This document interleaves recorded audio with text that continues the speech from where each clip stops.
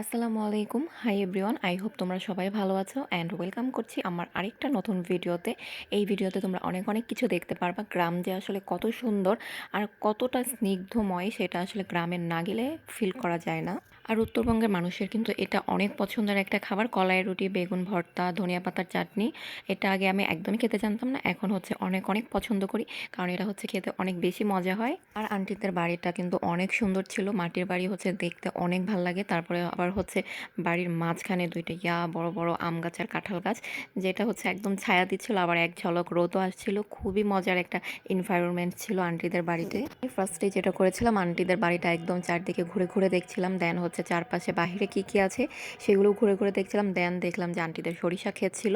এই ক্ষেতে এত সুন্দর সরিষার একটা স্মেল আসতেছিল, সরিষা পাকার যে কি একটা স্মেল, এটা হচ্ছে যারা আই থিঙ্ক গেছো তারা অবশ্যই জানো এটার স্মেলটা কতটা সুন্দর হয়। এখনকার যুগে এসে তো এরকম একটাও মানুষ খুঁজে পাওয়া যাবে না যার হচ্ছে গ্রাম পছন্দ না, কারণ গ্রাম হচ্ছে এমন একটা জিনিস যেটা সবারই অনেক পছন্দের একটা জায়গা। লাস্ট টাইম আমি যেটা করছিলাম সেটা হইতেছে বেগুন ক্ষেত থেকে একটা বেগুনও তুলেছিলাম। বেগুনের ডাঁটা যে এত শক্ত হয়, ছিঁড়া যায় না, এটা আসলে জানতাম না, কারণ হচ্ছে কখনো ওইরকমভাবে বেগুন তোলা হয়নি।